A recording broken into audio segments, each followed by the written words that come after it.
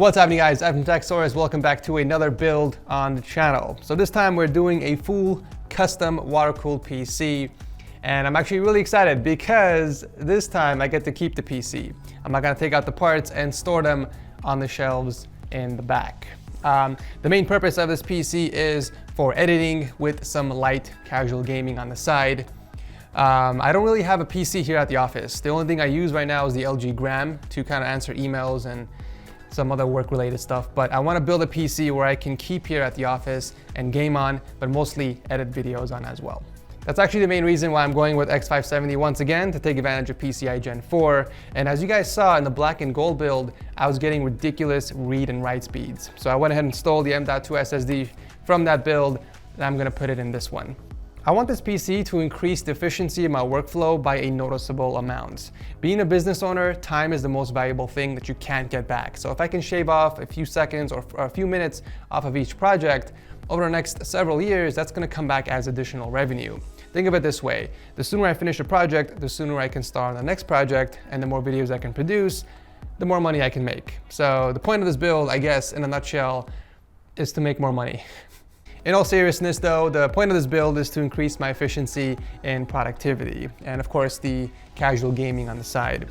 I'll be doing some modding on the case. As you guys can see, the color scheme of the build is black and purple. I did pick up some cables from Cable Mod.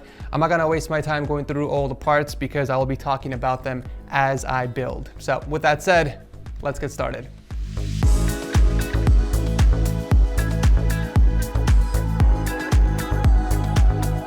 I want to give a huge thanks to World of Tanks for sponsoring today's video. World of Tanks is an epic online PvP tank battle featuring authentic tanks from the mid-20th century and takes place in historic locations. You can team up with 14 other players and go against enemy tanks online in a massive 30-tank battle. This is a strategy game, so you have to play smart. Using buildings or really large rocks as cover is the best way to gain advantage over your enemy's line of fire. You can collect and upgrade your tanks as you progress through the game. All vehicles can be customized to a certain degree, either visually or in terms of performance. It's a really fun game and the graphics look amazing on the PC, and the best part is that it's free to play. But if you guys use the link below and put in the code TANKTASTIC, you'll receive a T127 tank, 500 gold, and 7 days of premium access. All right, fresh new motherboard. Don't you just love that fresh new scent of a motherboard? It's like that fresh scent in a car when you first sit inside. Is it just me? So the CPU we are going with, ladies and gentlemen, is... What are we going with? I'm just kidding. We're obviously going with the 3900X. This is a 12-core, 24-thread processor. And I know what you guys are thinking. Ed, why don't you just wait for the 3950X, which is coming out in a few weeks? That is a 16-core, 32-thread processor, and it's gonna perform a lot better. My short answer to you guys is, I'm an impatient bastard. In all seriousness, I kinda wanted to do this build right now, and I'm still gonna do a 3950X build when the processor releases, so hold on to your horses. And I think we have an issue here, actually. Oh geez, we have bent pins. Okay, that is not good. Looks like some of the pins on the edges are bent, and I've never taken this out of the packaging, so curious to see how it got bent like this. I don't have anything else other than a knife to fix these pins, unfortunately. I wish I had a razor blade, but let's see if I can do it this way.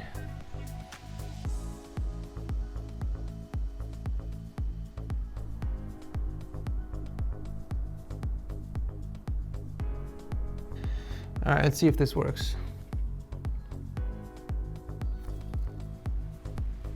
It sits. I don't know if that fixes it, but we'll test it out. So now I'm forced to put the stock cooler on here so I can test out the components. All right, should be plenty. Let's spread those cheeks nice and even. Whatever, this will do for now. All right, moment of truth. Let's boot it up. Wow, look at those fingerprints on there. Come on, please, please, please, please work, please work. BIOS has been reset. Ladies and gentlemen, it is alive. I've performed the operation and it was a success. I am happy with the results. All right, let's continue. So let that be a lesson to you guys out there. If you ever had a bent pin, it is not over. You can always fix that. So just grab a razor blade or something really thin and gently slide it between the pins and straighten it up. It's very easy to do. Just make sure you guys aren't applying a lot of pressure, otherwise you can bend it too much and then it will snap off. So for round, we are going with 32 gigs of the Dominator Platinum RGB sticks. These are running at 3200 megahertz with a cast latency of 16. This is gonna be more than plenty to do what I need to do. Of course, I can't forget about the MP600. This is pretty much the MVP of this entire build. This is gonna help me load my applications so much faster. I don't know if you guys ever edited over a 10-minute video with 4K files with effects and transitions and all that jazz, but it takes a while to load those projects up every time.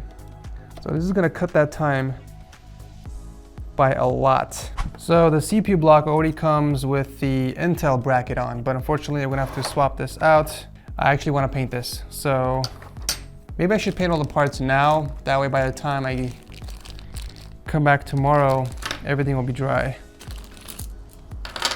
All right, off you go.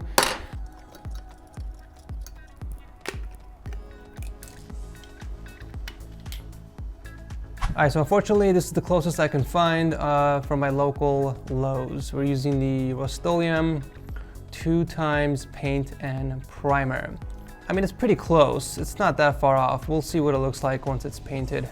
So we're painting a few parts from the case. We're doing the dust filters, the PCI brackets, and of course, we gotta do the thumb screws.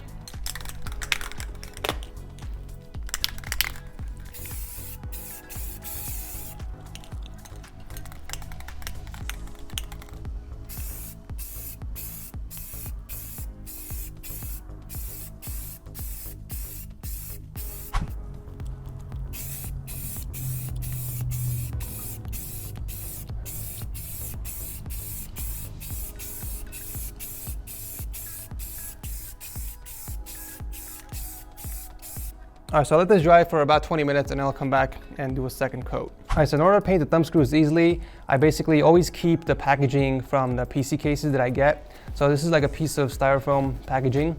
And what I do is I insert the thumb screws inside, so that way the cap is showing only, which is basically the only part I need to paint. So it's gonna keep it nice and still.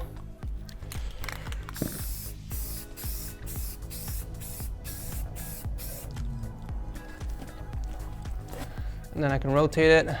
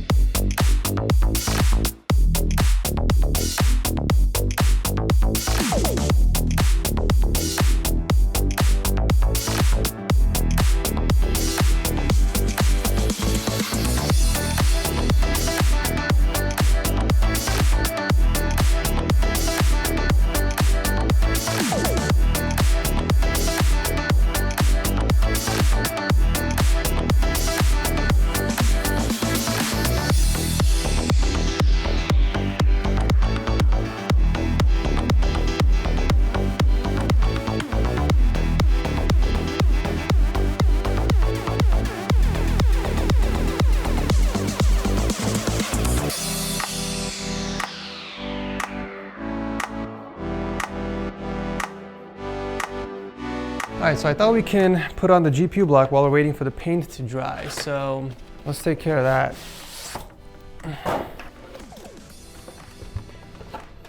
That is actually not a bad looking block.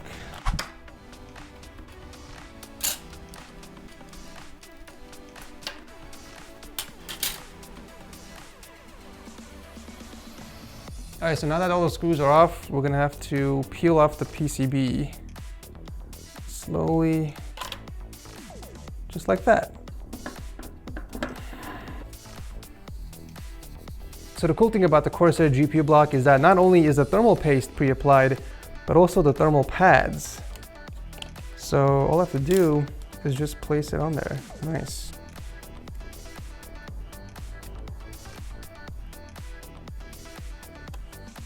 All right, and then you just put the back plate on like this. Wow, this is honestly the easiest GPU block assembly I've ever done. You know what, I just decided I'm painting this purple. I don't like the silver over here.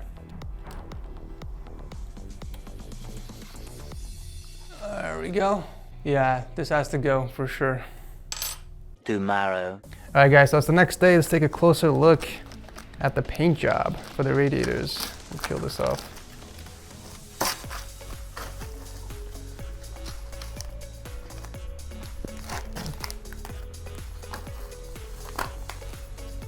Oh my Lord, that looks amazing. I love that glossy finish on there. And you can still kind of see the Corsair logo.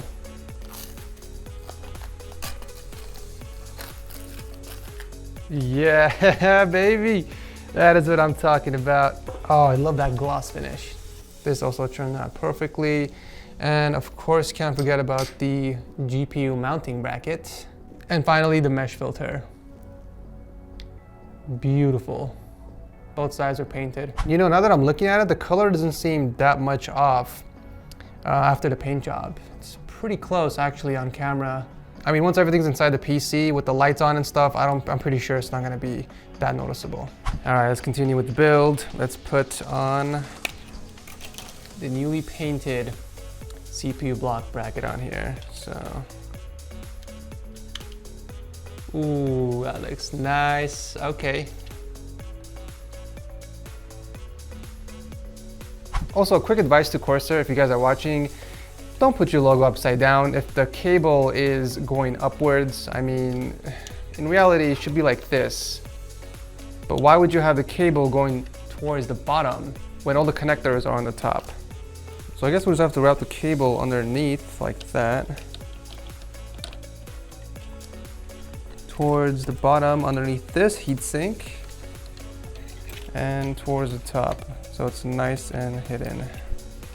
I even managed to paint the caps last second.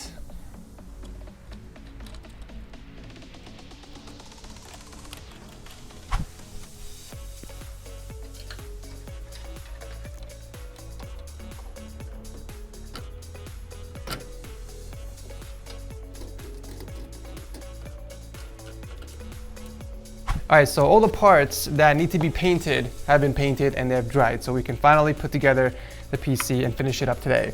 But check this out, guys. This came in yesterday. This is a distribution plate or a distro plate from Fantex.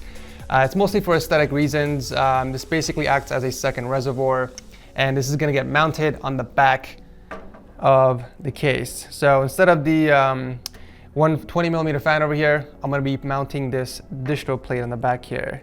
Unfortunately, this doesn't work with all cases. You have to have at least a full tower to a super tower, and the rear mounting hole has to support a 140mm fan because this is a 140mm distro plate. So the mounting holes have to align with a 140mm fan.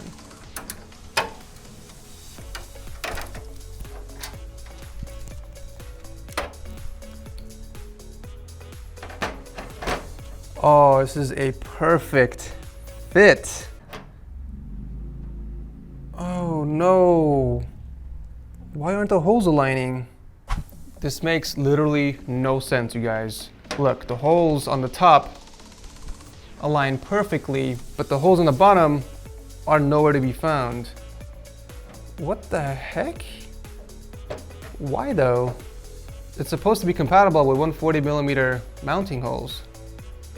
Are you serious right now? Well, there's only one thing left to do. I'm sorry I have to do this, but you leave me no choice.